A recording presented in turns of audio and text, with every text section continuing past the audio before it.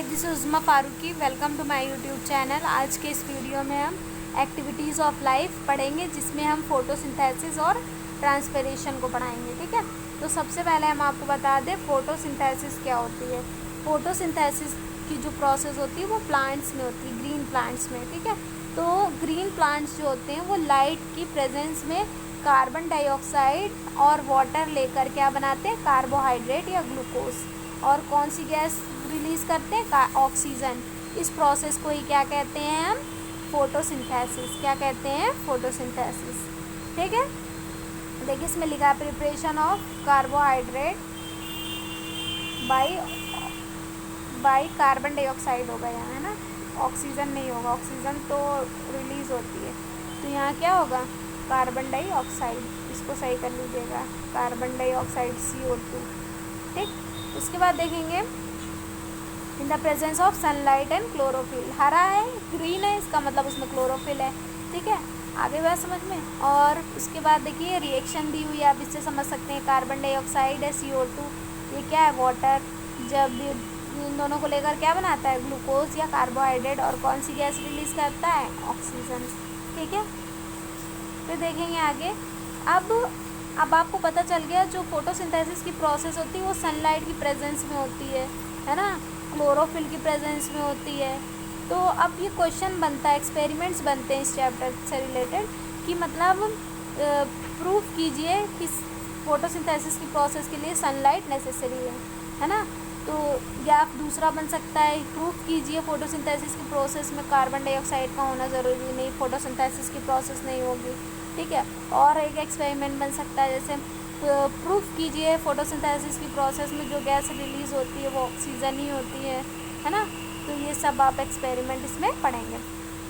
First experiment जो है वो लाइट से ही वो है रिलेटेड। ठीक है, तो आता है, देखिए जैसे दिखा है, demonstrate with the help of experiment that light is essential for photosynthesis. Photosynthesis की प्रोसेस के लिए जो है, जो लाइट है वो ज़रूरी है। मतलब अगर प्लांट को लाइट नहीं मिलेगी, सनलाइट, तो प्लांट फोटोसिंथेसिस की प्रोसेस नहीं कर पाएगा। इसके लिए एक क्या लेते हैं, पॉटेड हेल्दी प्लांट लेते हैं। उसको पहले क्या करते हैं, डार्क में रख देते हैं, जिससे कि उसके अंदर जो पहले से फूड मटेरियल स्टोर है वो सब, रिज़र्व फूड मटेरियल पहले से जो है वो सब फिनिश हो जाए। उसके बाद इसको क्या करते हैं, सनलाइट में ले जाने से पहले इसकी पत्ती के एक पार्ट को हम ब्लैक पेपर से ढक देते हैं, जिससे कि उस पार्ट को सनलाइट ना मिले, है ना। फिर उसके बाद हम इसे सनलाइट में 6 आवर्स के लिए रख देते हैं, 5 to 6 आवर्स के लिए।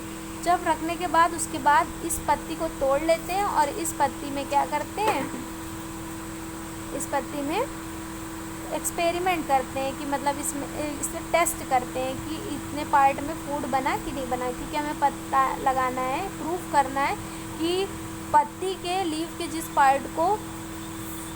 पार्ट को क्या लाइट नहीं मिलेगी, सनलाइट, वो फूड नहीं बना पाएगा। तो इसके लिए जब हम इसमें स्टार्च की टेस्टिंग करते हैं तो पहले इसको वाटर में बॉयल करते हैं, जिससे पत्ती क्या होती है, मुलायम हो जाती है, सॉफ्ट। उसके बाद अल्कोहल में उबालते हैं तो ये पूरी वाइट हो जाती है। फिर जब आयोडीन के सॉल्यूशन में डुबोते हैं तो आयोडीन के सॉल्यूशन में डिप करते ही जिस पार्ट में, है ना, आयोडीन से रिएक्ट करके स्टार्च कैसा हो जाता है, ब्लू ब्लैक, जितने पार्ट में बना होगा। तो जब हम इस पत्ती को, इस लीव को डिप करते हैं आयोडीन के सॉल्यूशन में, तो वो पार्ट जिसको सनलाइट मिला वो ब्लू ब्लैक हो जाता है, इतना पार्ट, और ये वैसा का वैसा ही रहता है, वाइट। तो इससे ये पता चल जाता है कि पत्ती के इस पार्ट को सनलाइट नहीं मिली थी, इसलिए ये फूड बना नहीं पाया। तो इससे ये प्रूफ हो जाता है कि sunlight is necessary for photosynthesis. Clear हो गई बात। अब दूसरा देखेंगे, अब दूसरा क्या देखेंगे, दूसरा एक्सपेरिमेंट आ जाएगा, प्रूफ कीजिए ना, demonstrate with the help of experiment that carbon dioxide is necessary for photosynthesis या इसेंशियल फॉर फोटोसिंथेसिस। तो इसमें देखिए दोनों में सेम डायग्राम बन गया है, इसको सही कर लेंगे आप। ठीक है, इसको सही कर लेंगे। ठीक, देखिए तो पूछा जाता है इसमें भी सेम रहेगा, मतलब गमला ये जैसे ये बना हुआ पॉटेड हेल्दी प्लांट वैसे ही बनाएंगे। सिर्फ क्या करेंगे, यहाँ KOH की बॉटल से यहाँ पत्ती थोड़ी लंबी लंबी बनाएंगे, ठीक, पत्ती पर लंबी लंबी बनाएंगे और इसको KOH पत्ती थोड़ी लॉन्ग बनाएंगे। ठीक है, उसके बाद ये इसको बॉटल से वो कर देंगे। ठीक, यहाँ पे QoS सोल्यूशन है, इसमें डुबो देते हैं। बाकी वैसे ही बनेगा ना, पत्तियाँ बड़ी बड़ी बनेगी और ये बना देंगे जो होगा।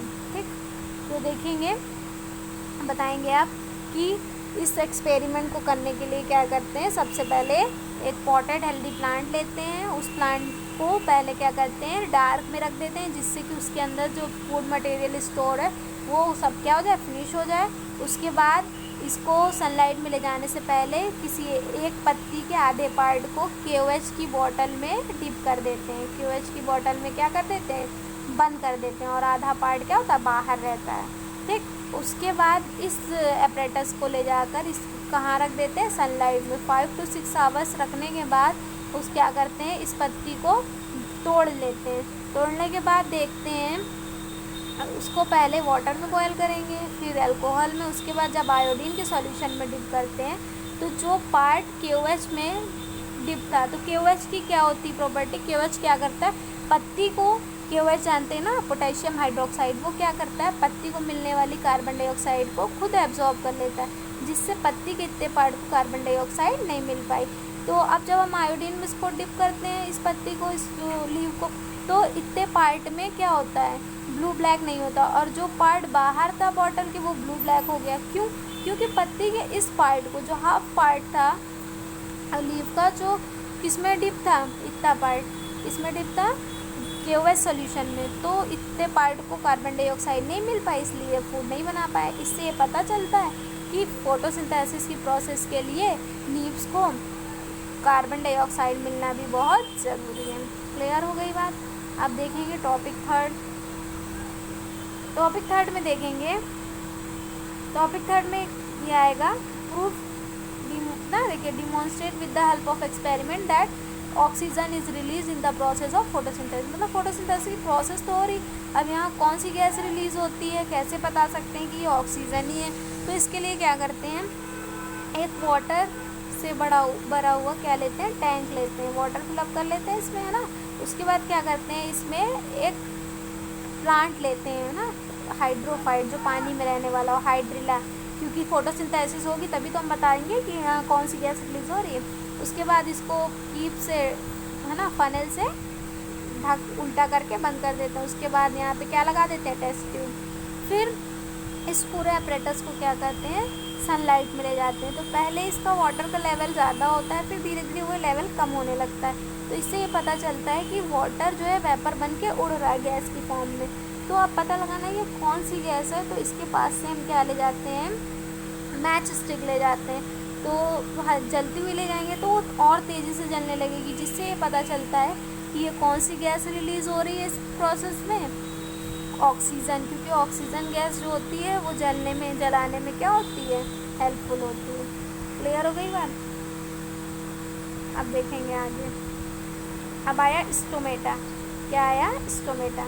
स्टोमेटा होते क्या हैं, स्टोमेटा जो होते हैं लीव्स की लोअर सरफेस पर पाए जाने वाले क्या होते हैं, छोटे छोटे पोर्स होते हैं, जो क्या करते हैं, जिनकी हेल्प से लीव्स की लोअर सरफेस पर टीनी पोर्स पाए जाते हैं, जो क्या करते हैं, जिनकी हेल्प से लीव्स की या प्लांट्स जो होते हैं वो क्या करते हैं, ऑक्सीजन, कार्बन डाइऑक्साइड, इन सब का ट्रांसपोर्टेशन में हेल्प करता है ये स्टोमेटा। और क्या होता है, जो ट्रांसपिरेशन की प्रोसेस होती है वो भी इसी के थ्रू होती है। क्लियर हो गई बात। और इसमें स्टोमेटा में कितने वो होते हैं, गार्ड सेल 2। ठीक है, स्टोमेटा जो होते हैं वो, इसमें यहाँ स्ट्रक्चर ये दोबारा बन गए, देखिए ऐसा होता है ये, ठीक, ये क्या होता है, स्टोमेटा होता है। और इसके दोनों तरफ क्या होती हैं, दो गार्ड सेल्स होती हैं, जो कि ग्रीन कलर की होती हैं। इन्हीं में फोटोसिंथेसिस की प्रोसेस होती है। तो दिन के टाइम फोटोसिंथेसिस होती है, तो ये क्या होती है, उस टाइम जो होती हैं पूरी तरह से क्या होंगी, इसमें पानी आए, मतलब फूड बनेगा। और शाम के टाइम या रात में तो फोटोसिंथेसिस की प्रोसेस होती नहीं है, तो उसमें फूड नहीं बनता है।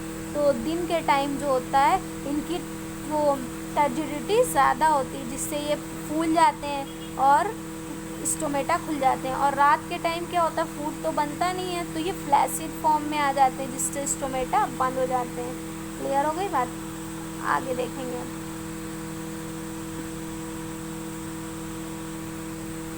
अब इसमें देखिए ये क्या है, इसमें आता है क्वेश्चन, देखिए आप क्वेश्चन से ज़्यादा अच्छे समझ में आएगा। देखिए लिखा हुआ है describe the absorption of water of plant with the help of diagram. मतलब प्लांट्स जो होते हैं, वो जो रूट होती है प्लांट से, वो वाटर को कैसे एब्जॉर्ब करती है और वो वाटर प्लांट के सभी पार्ट में कैसे पहुंचता है। तो इसमें इंटरनल स्ट्रक्चर ऑफ रूट आप देखेंगे तभी आपको समझ में आएगा। ठीक है, तो इसमें क्या होता है, तो सबसे पहले देखिए ये जो बना हुआ है ना, इसमें सबसे पहले ये पार्ट बना हुआ है ये, ठीक, इसमें ये जो स्ट्रक्चर निकला हुआ है हेयर लाइक छोटा ना, इसे क्या बोलते हैं, रूट हेयर। तो रूट में सबसे पहले ये स्ट्रक्चर होता है। ये क्या करता है, सॉइल में पाए जाने, सॉइल के अंदर जो वाटर होता है उसे बोलते हैं कैपिलरी वाटर। कैपिलरी वाटर को ये रूट हेयर्स जो होते हैं वो क्या कर लेते हैं, एब्जॉर्ब कर लेते हैं। एब्जॉर्ब करने के बाद इसकी सबसे पहली सेल, अब ये इंटरनल स्ट्रक्चर है तो ये नेम जो है आपको लर्न करने पड़ेंगे, बस आपको ये पता ना डायरेक्शन कि कैसे पानी आगे बढ़ता है इनमें ना प्लांट में। तो सबसे पहले ये जो आउटर सेल ये दिख रही है आपको ऐसे बनी हुई है, इसे क्या बोलते हैं, एपिब्लेमा। तो सबसे पहले जो वो होता है रूट हेयर, वो वाटर को एब्जॉर्ब करता है। वाटर कहाँ आता है, एपिब्लेमा। एपिब्लेमा के बाद ये जो गोल गोल स्ट्रक्चर बने ऐसे ऐसे, ये क्या है, कॉर्टेक्स। वाटर कहाँ जाता है, कॉर्टेक्स में।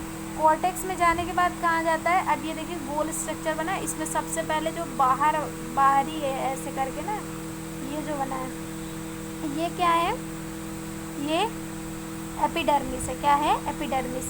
एपिडर्मिस में जाता है वाटर। एपिडर्मिस के बाद ये स्ट्रक्चर जो बना हुआ है वो क्या है, पेरीसाइकिल। कहाँ जाता है, उसके बाद पानी ऐसे लाइन से आ रहा है, देखिए इस डायरेक्शन में आ रहा है ना, सीक्वेंस है यहाँ से। तो उसके बाद पेरीसाइकिल में, पेरीसाइकिल में आने के बाद जो ये स्ट्रक्चर बना है ना, ये लंबा सा, ये क्या है, जाइलम। पानी कहाँ जाता है, जाइलम में।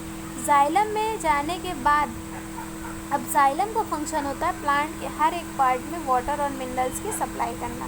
तो रूट हेयर वाटर को एब्जॉर्ब करने के बाद कहाँ तक पहुँचा देता है, जाइलम तक। फिर जाइलम क्या करता है, उस पूरे प्लांट के हर एक पार्ट को वाटर की सप्लाई कर देता है। अब इसमें आप पूरा डिटेल में अच्छे से पढ़ सकते हैं, आपको बता दिया, एक बार देख लीजिएगा आप लोग। ठीक है, फिर आया मैकेनिज्म ऑफ फोटोसिंथेसिस। तो फोटोसिंथेसिस की जो मैकेनिज्म होती है वो कितने स्टेप्स में कंप्लीट होती है फोटोसिंथेसिस प्रोसेस, 2 स्टेप्स में। पहली होती है लाइट रिएक्शन, दूसरी होती है डार्क रिएक्शन। लाइट रिएक्शन को हेल्महोल्ट्ज़ रिएक्शन भी बोलते हैं, क्योंकि ये जो होती है इसकी जो डिस्कवरी की है, इसके बारे में जो बताया है वो किसने दिया है, हिल नेम साइंटिस्ट ने। और जो लाइट रिएक्शन की प्रोसेस होती है फोटोसिंथेसिस की, वो कहाँ होती है, क्लोरोप्लास्ट के ग्रेना में। कहाँ होती है, क्लोरोप्लास्ट के ग्रेना में। उसी तरह डार्क रिएक्शन उसे ब्लैकमैन रिएक्शंस भी बोलते हैं, क्योंकि इसके डिस्कवरर कौन है, ब्लैकमैन। उन्होंने स्टडी की थी, इसके बारे में बताया था। उसके बाद जो ये फोटोसिंथेसिस की जो डार्क रिएक्शन होती है वो कहाँ होती है, क्लोरोप्लास्ट के स्ट्रोमा में। कहाँ होती है, क्लोरोप्लास्ट के स्ट्रोमा में। ये अभी जो है फिलहाल आपको ये टॉपिक 7 नहीं पढ़ना है, आप देखेंगे आगे टॉपिक 8। क्या देखेंगे, टॉपिक 8। टॉपिक 8 में, टॉपिक 8 देखिए, इसमें ट्रांसपिरेशन। ट्रांसपिरेशन क्या होता है, loss of water from the aerial parts of plant in the form of vapour is known as transpiration. मतलब जो प्लांट का जो एरियल पार्ट होता है, जो लीव्स होती हैं, उनसे वाटर का किस फॉर्म में निकलना, वेपर की फॉर्म में उड़ जाना, निकल जाना, ये क्या कहलाता है, ट्रांसपिरेशन। आगे बात समझ में। उसके बाद ट्रांसपिरेशन जो होता है वो कितने टाइप्स का होता है, 3 टाइप्स का। कितने टाइप्स का होता है, 3। स्टोमेटल ट्रांसपिरेशन, क्यूटिकुलर ट्रांसपिरेशन और लेंटिकुलर। ठीक, जो स्टोमेटा के थ्रू ज़्यादातर जो जितना भी ट्रांसपिरेशन की प्रोसेस होती है 90% वो स्टोमेटा के थ्रू होती है। कुछ क्यूटिकल्स के थ्रू होती है और कुछ लेंटिसेल्स के थ्रू। ठीक है, लेंटिकुलर। आगे बस करना। अब इसमें अब ये आता है कि प्लांट में पानी जो होता है वाटर लीव्स से वेपर बन के उड़ता है, मतलब वो ट्रांसपिरेशन की प्रोसेस होती है। इसको प्रूव कीजिए, है ना, to demonstrate that plant transpire through leaves. तो इसके लिए क्या करते हैं, इसके लिए कैप्रेटस तैयार करते। इसमें एक पॉटेड हेल्दी प्लांट लेते हैं, इसकी जो सॉइल होती है उसको पॉलीथीन से कवर अप कर देते हैं, ठीक है, और ऐसी जगह ले जाकर रखते हैं जहाँ का टेम्परेचर कम हो, ठीक। उसके बाद इसको एक एपरेटस, ये जो कांच का है ये है ना ग्लास, इसे क्या बोलते हैं, बेल जार, बेल जार से ढक देते हैं। उसके बाद जब देखते हैं तो यहाँ पे कुछ टाइम बाद इसमें वाटर ड्रॉपलेट्स कलेक्ट हो जाती हैं इसकी रूफ पर। अगर ये यहाँ पर बेल जार ना होता तो ये पानी की ड्रॉपलेट जो हैं, वाटर ड्रॉपलेट्स यहाँ कलेक्ट नहीं होती ना, इकट्ठा ना होती, तो इससे पता चलता है, वापर बन के उड़ जाती। इससे पता चलता है कि प्लांट्स में ट्रांसपिरेशन की प्रोसेस होती है। बाकी डिटेल में लिखा है, आप पूरा पढ़ लेंगे। अगर आपको कोई प्रॉब्लम है तो आप पूछ सकते हैं, ठीक है। फिर देखेंगे आगे फैक्टर अफेक्टिंग ट्रांसपिरेशन। तो rate of transpiration is low when humidity in atmosphere increases. अगर ह्यूमिडिटी जो है ट्रांसपिरेशन की प्रोसेस कम होगी अगर ह्यूमिडिटी बढ़ेगी, ठीक। उसके बाद दूसरा, rate of transpiration increases with increase the temperature. Temperature बढ़ेगा तो ट्रांसपिरेशन की प्रोसेस भी तेज़ी से होगी, ठीक है।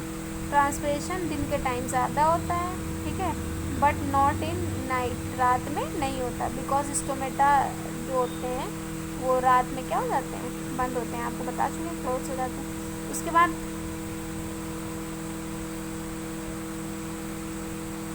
आया fourth, number and the position of stomata affect the rate of transpiration. ज़्यादा होंगे तो आसानी से ज़्यादा पानी निकल जाएगा ना, तो ट्रांसपिरेशन बढ़ जाएगा, ऐसे कम हो जाएगा। क्लियर हो गई बात। तो यह आपका चैप्टर कंप्लीट हो गया। इस चैप्टर के टॉपिक और मॉडल दोनों अच्छे से पढ़ लीजिए और इसको मैच करा देंगे, ठीक है।